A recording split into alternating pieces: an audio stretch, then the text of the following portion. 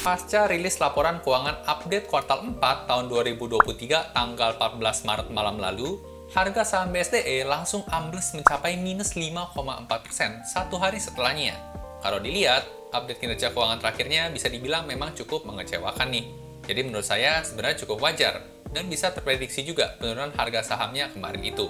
Emangnya seburuk apa sih update kinerja terakhirnya? Dan apakah masih ada harapan buat lirik saham sektor properti salah satunya BSDE ini? Yuk tonton video terus sampai selesai.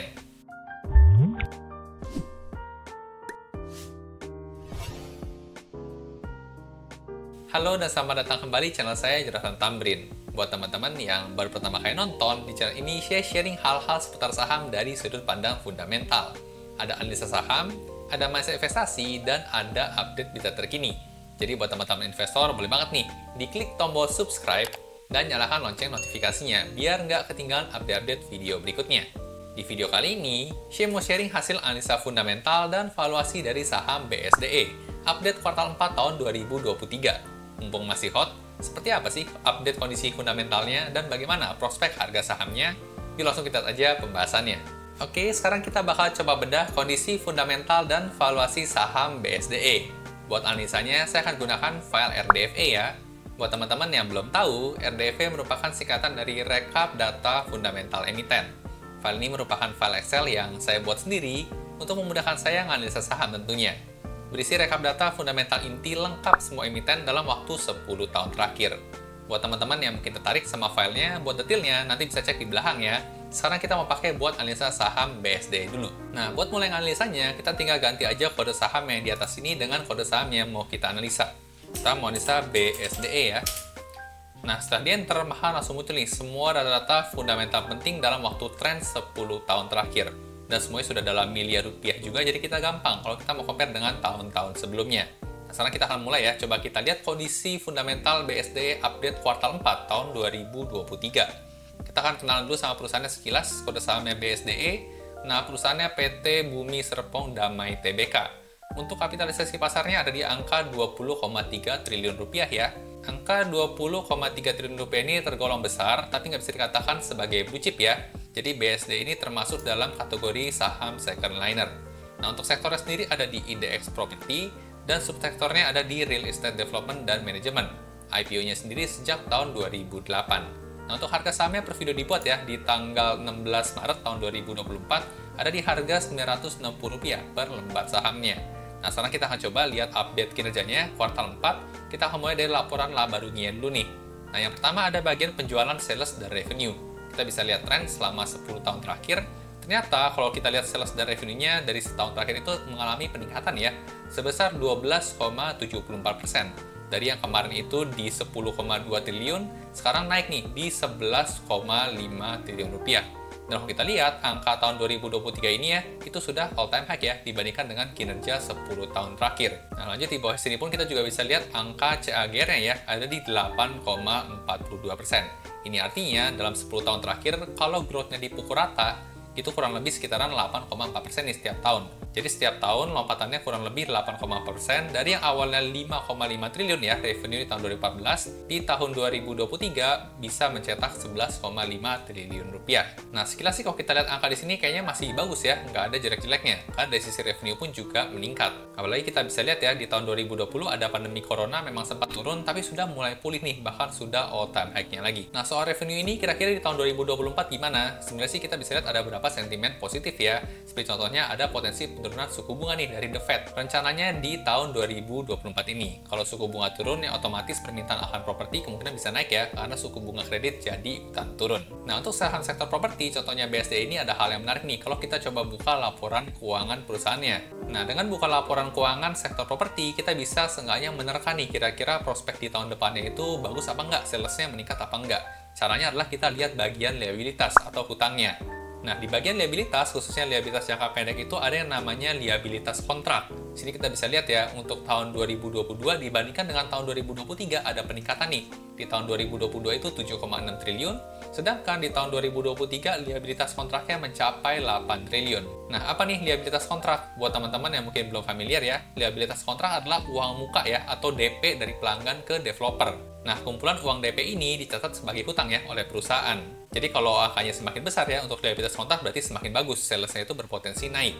Di sini kita bisa lihat ya, untuk liabilitas jangka pendek di tahun lalu itu 7,6 triliun, sedangkan sekarang kita bisa lihat revenue-nya telah tercatat 11,5 triliun ya.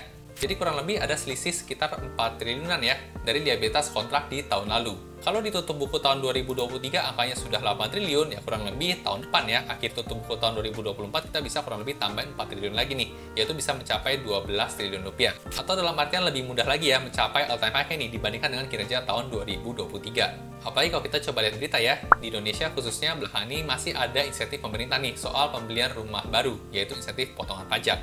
Dan dengan adanya insentif dari pemerintah ini, tentunya sedikit banyak akan berpengaruh pada penjualan sektor properti, salah satunya BSD. Ya, ini sekilas soal revenue dan sedikit prospeknya. Kalau kita lihat sih dari revenue belum ada masalah ya, tapi kok harga sahamnya turun? Nah, kita coba lihat dulu nih lanjutannya. Ada yang namanya gross profit ya. Nah, kita bisa lihat nih laba kotornya ternyata dibandingkan dengan tahun terakhir itu mulai terlihat berkurang ya. Minus 6% nih. Dari 6,8 triliun sekarang jadi 6,4 triliun rupiah. Kalau kita lihat secara tren sih masih cukup bagus ya dibandingkan dengan tahun 2020 dan tahun 2021. Tapi kita lihat lagi nih lanjutannya ke bagian laba usaha atau laba operasi. Nah, sini kita bisa lihat makin gede ya. Ternyata menurun nih, kinerjanya minus 20,8%. Dari 3,8 triliun jadi 3 triliun aja. Nah, di sini sayang banget ya, padahal dari sisi revenue itu meningkat, tapi udah sampai laba usaha sini mulai kelihatan kurangnya ya, sampai 20%. Nah, sekarang gimana dengan poin paling penting, yaitu soal laba bersihnya. Nah, di sini sekarang kita bisa lihat ya, ternyata secara tren itu mengalami penurunan juga nih, minus 20,04%. Dari yang kemarin 2,4 triliun, sekarang tinggal 1,9 triliun rupiah aja nih. Nah, menurut saya data laba bersih inilah yang paling dilihat para investor ya, yang menyebabkan harga sahamnya turun pasca rilis laporan keuangan kuartal 4-nya. Nah, kalau kita mau coba pikir lebih kritis ya, kira-kira apa sih yang menyebabkan kok laba bersihnya bisa turun, padahal revenue-nya tadi meningkat ya, positif, tapi laba bersihnya minus 20%. Kita juga bisa buka laporan keuangan langsungnya ya. Nah, setelah dibuka laporan keuangan, kita bisa lihat ya, ada poin-poin nih di atas laba tahun berjalan. Dari sini kita bisa perhatikan, ada angka yang cukup gede ya, menggerus laba bersih perusahaan. Yaitu angka di sini adalah kerugian selisih kurs ya, mata uang asing bersih.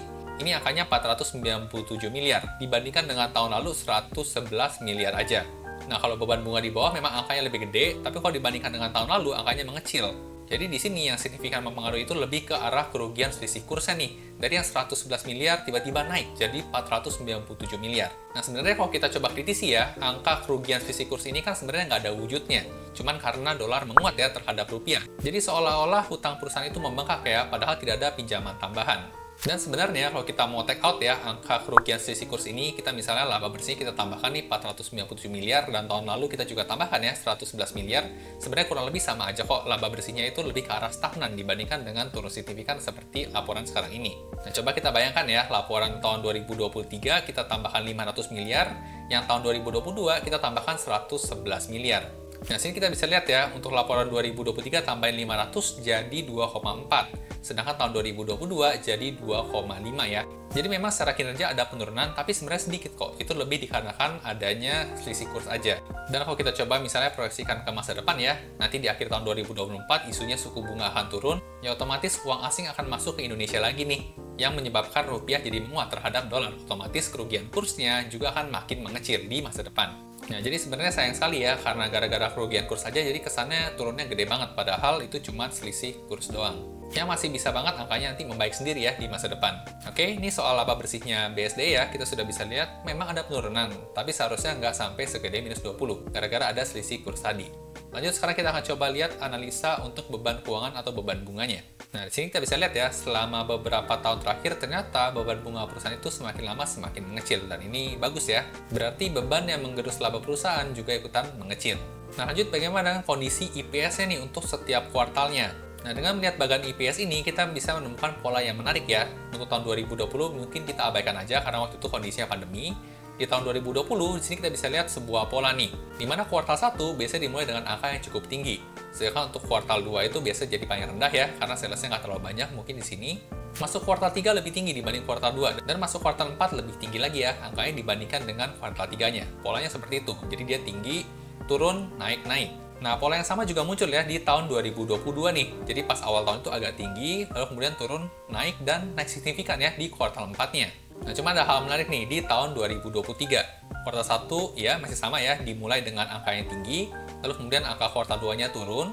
Tapi sayang sekali ternyata di kuartal 4-nya itu tidak sesuai ekspektasi ya. Kita berharap polanya itu lebih tinggi nih dibandingkan dengan kuartal 3, tapi nyatanya jauh signifikan di bawah kuartal 2-nya. Nah, menurut saya, ketidaksesuaian ekspektasi investor juga ya, yang mengakibatkan penurunan harga saham yang cukup signifikan di satu hari setelahnya, minus sampai 5,4%. Dan saya yakin juga ya, di kuartal 4 banyak juga investor nih yang berekspektasi bakal angkanya lebih tinggi dibandingkan kuartal 4, ternyata jauh di bawah ekspektasi. Makanya harga sahamnya turun. Oke, jadi sekilas kita udah nganalisa soal laporan laba rugi BSD ya, update kuartal 4-nya. Memang sekilas dari sisi revenue itu masih meningkat ya, prospek juga masih ada sebenarnya di tahun 2024 ini, cuman sayangnya untuk laporan laba bersihnya itu menurun.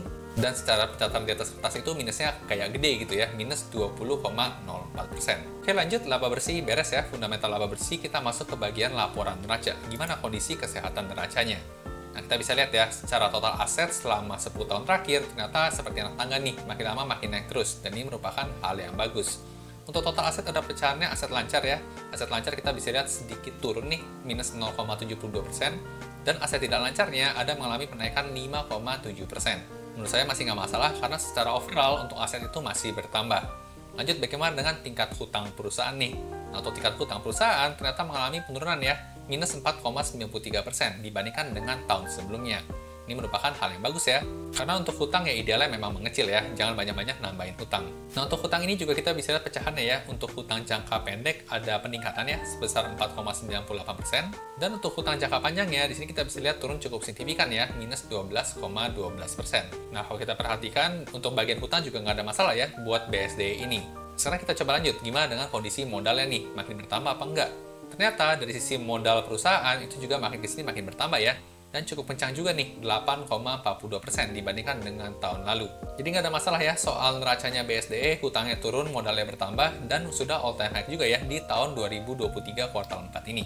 Nah, lanjut kita lihat bagian dalamannya lagi ya, soal kas perusahaan. Kita bisa lihat selama 10 tahun terakhir, angkanya kurang lebih berkisaran di 8-10 triliun rupiah ya. Menurut saya sini cukup oke, karena kalau untuk total kas nggak mesti all time high ya. Karena duit kas kalau ditimbun kebanyakan juga sayang ya, mendingan diputar lagi jadi duit. Nah, jadi di sini kita bisa lihat ya, untuk total kas masih oke, nggak ada masalah. Sekarang kita akan lihat gimana soal piutang lancar perusahaan. Nah, kita bisa lihat di sini untuk piutang makin lama makin naik ya. Ini merupakan hal yang bagus, cuman sayangnya masih belum all time high nih. Masih cukup jauh dibandingkan dengan kondisi tahun 2017 lalu. Nah, jadi sebenarnya untuk gap perusahaan bertumbuh masih cukup besar ya. Masih jauh nih, angka 262 miliar dibandingkan 490 miliar. Tapi masih cukup bagus ya, karena kalau dibandingkan dengan tahun lalu, dia naik 44,18%. Oke, lanjut kita akan coba lihat dari sisi persediaan perusahaan. Kita bisa lihat selama 10 tahun terakhir ternyata all time high ya, mencapai 14,3 triliun atau naik 13,47% dibandingkan dengan tahun 2022-nya. Nah, persediaan ini mencakup lahan ya, dan juga gedung-gedung yang belum dijual. Dalam satu sisi, semakin banyak persediaan tentunya semakin bagus, tapi bakal lebih bagus lagi kalau barang-barang yang dalam persediaan tersebut terjual ya. Jadi laku gitu barangnya, nggak cuma numpuk persediaan aja. Menurut saya sih bakal bisa lebih baik ya kalau angka persediaan ini turun nih, kurang lebih ke angka ya 10 atau 9 triliun aja lah. Jadi jangan banyak numpuk-numpuk persediaan. Karena kalau kebanyakan itu muncul kesan nggak laku ya barangnya. Oke, sekarang kita coba lanjut lagi. Kita akan lihat dari nilai buku per lembar saham ya, atau book value per share. Kita bisa lihat angkanya juga semakin lama semakin naik ya. Sekarang nilai bukunya di Rp1.700 per lembar saham. Dan ini bagus ya, semakin tinggi angka book value per share semakin bagus. Selanjutnya kita akan coba lihat histori pembagian dividennya. Ternyata BSD ini termasuk yang tidak bagi dividen ya, sudah selama beberapa tahun terakhir. Jadi buat teman-teman yang dividen hunter ya, berencana ngambil BSD buat dividen, mungkin bisa dibilang nggak cocok ya, karena BSD ini lebih konsisten nggak bagi dividen ya dibandingkan dengan bagi dividen. Oke, ini soal kesehatan neraca BSD ya, kita bisa lihat cukup ideal juga, karena untuk aset bertambah, hutangnya berkurang, dan modal juga terus bertambah. Sekarang kita lihat gimana dengan kondisi arus kasnya nih, sehat apa enggak cash flow perusahaan. Kita masuk ya ke laporan arus kas di sini. Nah, untuk laporan arus kas ada 3 komponen ya. Seperti yang kita tahu, ada yang namanya arus kas dari aktivitas operasi, cash flow from operation ya, CFO. Ada yang namanya arus kas dari aktivitas investasi, CFI, dan juga yang namanya arus kas dari aktivitas pendanaan atau CFF. Kita akan coba lihat satu-satu ya. Dari CFO dulu, kita bisa lihat nih, selama 10 tahun terakhir, angkanya dominan positif ya. Dan kalau kita lihat juga angkanya lumayan gede-gede ya, 4,6T, 1,6T, 3,3T, cuman sayang agak sedikit nih di tahun 2023, cuma 840 miliar aja. Nah, meskipun dikit, tapi angkanya masih positif ya, jadi menurut saya masih cukup ideal nih buat BSDE. Karena kalau angkanya positif, itu tandanya duit lebih banyak masuk ya, dibandingkan yang keluar di tahun tersebut. Sebagai pemilik bisnis, tentunya kita pengen perusahaan kita cuan ya, lebih banyak duit yang masuk dibandingkan yang keluar. Oke, jadi good ya, buat CFO-nya nggak ada masalah. Kita lanjut ke bagian CFI. Nah, kita bisa lihat ya, selama 10 tahun terakhir juga angkanya dominan negatif nih dibandingkan plusnya. Dan negatifnya juga cukup gede ya, minus 2,1T, minus hampir 3T, dan 2,6T. Angka CFI yang negatif itu merupakan hal yang bagus nih. Kenapa? Karena kalau angkanya negatif, itu tandanya duit lebih banyak keluar ya buat aktivitas investasi dibandingkan jualan aset atau divestasi. Tentunya kita pengen perusahaan kita banyak investasi dong, karena kan tujuan investasi baik ya, memberikan keuntungan buat perusahaan di masa depan. Oke, untuk CFI-nya juga cukup ideal ya, cuman tahun 2023 agak kecil nih, ya semoga nanti di tahun 2024 bisa lebih gede lagi buat CFI-nya minusnya. Lanjut ke bagian yang ketiga, ada arus cash from financing ya, atau pendanaan, CFF. Nah, sini kita bisa lihat nih, agak naik turun ya, ada yang negatif, ada yang positif. Nah, kalau buat CFF, sebenarnya harapan kita angkanya negatif nih. Kenapa? Karena kalau angkanya negatif, itu berarti ada duit yang keluar nih, lebih banyak buat lunasin hutang dibandingkan dengan nambahin hutang. Nah, di sini kita bisa lihat ya, untuk BSDE ternyata cukup rajin nambahin hutang nih. Di tahun 2015, 2018, 2020 angkanya gede-gede, 3,3 triliun. Tapi sini mulai bagus sih, angkanya negatif ya, cuman saya agak mengecil lagi nih negatifnya. Oke, jadi untuk CFF nggak bisa dikatakan sehat-sehat amat ya, jadi ya cukup biasa aja lah, ada naiknya, ada turunnya. Oke, jadi sampai sejauh ini kita sudah menganalisa 3 laporan inti laporan keuangan perusahaan ya. Laporan laba rugi BSDE nggak bisa dibilang menarik-narik amat, malah lebih ke negatif ya sentimennya, karena laba bersihnya itu minus 20%, meskipun secara revenue naik tipis. Untuk bagian neraca tergolong ideal karena aset bertambah, hutang berkurang, dan modal juga bertambah. Dan untuk laporan arus kas, operation dan investment tergolong ideal, sedangkan untuk CFF-nya nggak terlalu ideal. Nah, sekarang kita bakal lanjut lihat rasio-rasio keuangan perusahaan. Kita akan evaluasi ya, cakep apa jelek rasio-rasionya. Kita masuk ke rasio keuangan di sini. Yang pertama, ada bagian profitability margin. Nah, kita bisa lihat beberapa tahun terakhir ya, ternyata trennya itu menurun nih. Dan menurunnya cukup signifikan ya, untuk net profit margin khususnya yang warna biru muda ini. Dari yang tahun lalu itu mencapai 24%, sekarang tinggal 17% aja. Nah, buat contoh gampangnya ya, di tahun 2022 kemarin, misalnya BSD jualan rumah harganya 1M, dan dia dapat laba bersih itu di 240 juta rupiah. Sedangkan di tahun 2022, jual rumah yang sama ya, 1M, tapi ternyata laba bersihnya cuma 170 juta aja. Nah, jadi dari sisi kinerja itu drop ya, untuk profitability marginnya. Padahal di tahun 2017, kalau kita lihat di sini, itu BSDE cukup berjaya ya. Dia menjual rumah 1M tapi bisa dapat cuannya 480 juta net profit marginnya. Nah, kita bisa lihat di sini ya, kalau memang ini juga jadi sentimen negatif buat penurunan harga saham BSDE. Nah, lanjut kita ke bagian rasio selanjutnya ya, yaitu ada return on equity atau ROE. Ternyata kondisinya sekarang makin parah ya. Padahal udah sempat naik nih semenjak pandemi, dari 0,9 ke 7,2. Tapi sekarang malah turun lagi ke 5,3% aja. Nah, menurut saya angka ROE 5,3% ini sih kecil banget ya. Masih mending kalian punya uang itu beliin obligasi aja, bisa dapat cuan lebih tinggi dari 5,3%. Daripada susah-susah bikin perusahaan ya, bikin BSDE, taruh duit banyak, ternyata returnnya cuma 5,3% aja. Nah, kalau trennya masih seperti ini, menurut saya sih masih belum menarik ya buat BSDE untuk dilirik. Lanjut ke rasio selanjutnya ya, untuk rasio hutang kita bisa coba lihat untuk rasio DER nih, Debt to Equity Ratio, rasio hutang terhadap modal. Selama 10 tahun terakhir cukup ideal ya, karena angkanya masih cukup jauh di bawah 1 nih, jadi cukup sehat. Potensi buat bangkrut itu masih minim buat BSDE. Jadi nggak ada masalah buat rasio DR-nya. Sekarang kita lanjut ke bagian rasio cash ratio. Nah, untuk rasio kas juga masih aman ya, di kisaran 0,79. Malah di tahun-tahun sebelumnya itu pernah lebih bagus ya, mencapai 1,3 nih. Tapi kalau cash ratio ini di atas 0,5 itu juga udah bagus ya, jadi udah tergolong oke juga. Nggak ada masalah buat cash ratio. Untuk current ratio juga masih bagus banget ya, angkanya jauh di atas 1 nih, di 2,47. Memang kemungkinan gagal bayar buat perusahaan itu memang sangat kecil. Lanjut satu lagi rasio hutang, ada yang namanya quick ratio ya. Ini juga masih bagus karena ada di atas 1 angkanya, di 1,27 kalinya. Nah, rasio selanjutnya kita coba evaluasi lagi ya, untuk interest coverage ratio-nya ya, atau ICR, angkanya juga masih bagus ya, di atas 1 nih, 1,88 kali. Jadi memang kalau lihat dari rasio-rasionya, untuk urusan neraca dan hutang-hutangan sama sekali nggak ada masalah, bersih ya buat BSDE ini. Nah, kita lanjut lagi, coba lihat angka dividen yield-nya ya, selama 10 tahun terakhir ya kurang lebih sama ya. dari tahun 2017 sudah tidak membagikan dividen. Jadi jangan berekspektasi nanti di tahun 2024 juga bakal bagi dividen ya, karena memang secara tren nggak bagi dividen. Oke, jadi itu tadi ya evaluasi soal rasio keuangan BSDE. Kalau kita perhatikan nggak terlalu menarik ya, justru malah trennya berapa tahun ini jadi menurun lagi nih. Pertanyaan selanjutnya sekarang adalah soal harga sahamnya ya. Apakah harga saham saat ini itu tergolong under value, murah, harga wajar, atau masih kemahalan nih? Nah, kita bakal bisa jawab itu di rasio valuasi. Sekarang kita masuk ke bagian rasio valuasi ya, kita lihat. Kita pakai rasio valuasi yang umum dulu ya. Yang pertama, seperti biasa, kita akan lihat PBV-nya nih. Nah, ternyata selama 10 tahun terakhir itu angka PBV-nya semakin lama semakin turun nih. Dan kalau semakin turun, ya artinya valuasinya semakin murah ya. Pernah 10 tahun lalu itu mencapai 2,16 kali, sekarang tinggal 0,56 kalinya aja. Nah, buat rasio PBV ini kita pakai dua strategi ya. Ada yang strategi dengan rata-rata 5 tahunannya, ada juga yang pakai strategi PBV wajar di angka 1. Nah, kita coba baca dulu ya untuk strategi yang pertama nih. Jadi kalau angka PBV ini selama 5 tahun terakhir itu dijumlah ya, dibagi 5, maka ketemulah average-nya di angka 0,70.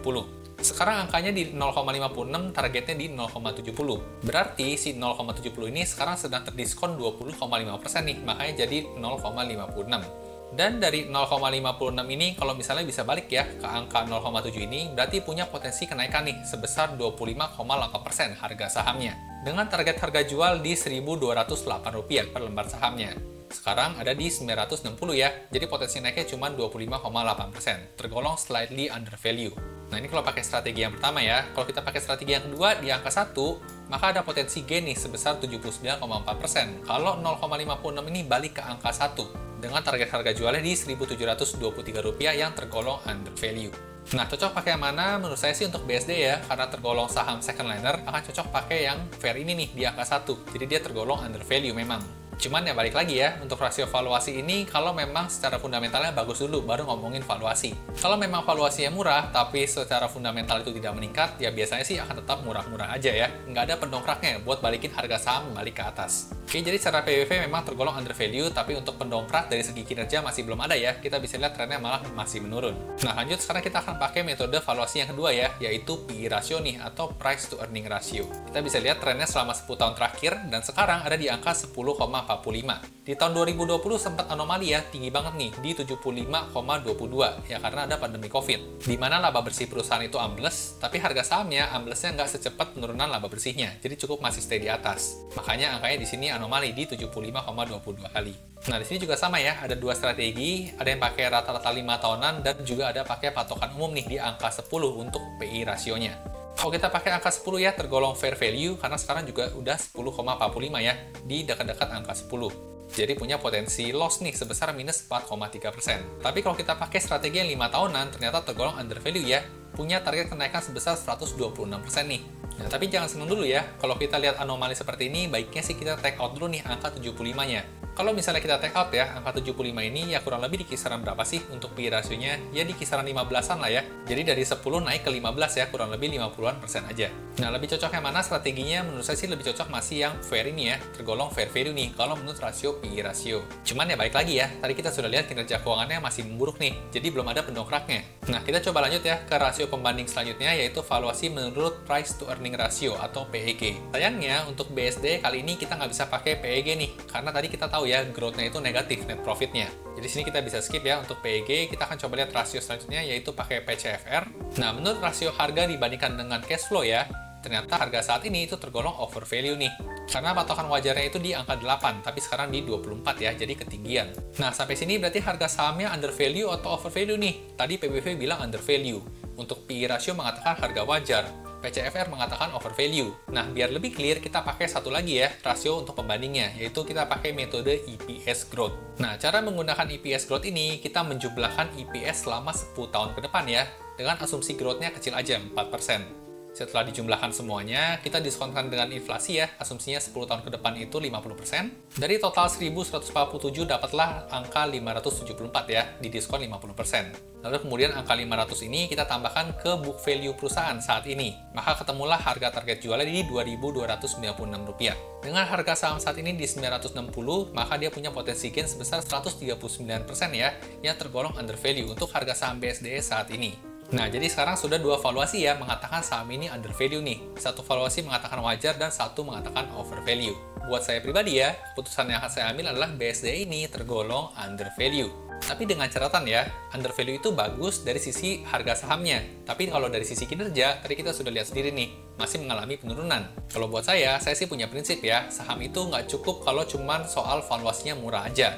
Untuk secara fundamental juga harus bagus dan berkembang dulu, biar ada pendongkraknya, harga yang murah balik ke harga wajarnya. Karena kalau sekedar murah, untuk fundamental tidak didukung, maka harga sahamnya juga susah buat naik lagi. Kalau buat saya pribadi, saya sih akan lebih ke wait and see dulu nih. Buat pantau dulu nih kinerja update kuartal 1 tahun 2024 nanti, apakah membaik atau memburuk. Karena kalau saat ini, BSD cuma menang di valuasi murah aja, tapi kinerjanya masih belum didukung. Oke, tentunya seperti biasa saya disclaimer dulu ya. Tujuan dari pembuatan video kali ini bukan untuk memberikan rekomendasi beli atau jual suatu saham. Jadi sini saya hanya pure ya, men-sharingkan temuan-temuan yang saya temukan menarik. Bagus kalau teman-teman dapat insight, tapi buat jual atau beli suatu saham, teman-teman tetap harus ngerjain PR sendiri atau do your own research. Oke, jadi itu tadi hasil sharing analisa fundamental dan valuasi saham BSDE versi saya. Buat teman-teman yang tertarik sama file Excel RDFE-nya, sekarang RDFE ada dua versi ya. RDFE Basic yang lebih terjangkau dan RDFE Plus tadi yang lebih lengkap dan premium. Sekarang sudah rilis sekitar ada 130-an emiten yang rilis laporan keuangan kuartal 4-nya. Buat teman-teman yang pesan, bakal dapat free update nih. Berkala minimal 1 kali setiap minggunya sampai lengkap data 800-an plus laporan keuangan kuartal 4 emitennya. Teman-teman juga boleh coba file sampel dulu, gratis ya. Jadi kalau cocok, bisa langsung pesan aja. Boleh DM atau email saya, panggil aja Bang, Mas, Bro, bebas ya. Mau minta file sampel RDF-nya dong, nanti bakal dibantu sama tim saya buat file sampelnya. Info lebih lengkapnya lagi soal paket dan harga, bisa langsung DM IG atau cek highlight-nya di sini ya. Nah, gimana nih teman-teman setelah dengar analisa tadi, seberapa setuju dengan analisa saya yang tadi? Atau ada yang punya pendapat lain? Boleh tuliskan pendapat dan komentar teman-teman di kolom komentar di bawah ya, biar bisa kita diskusin lebih lanjut lagi. Suka video seperti ini, jangan lupa di like dan bagikan ke teman-teman investor lainnya ya, supaya makin jago analisa sahamnya.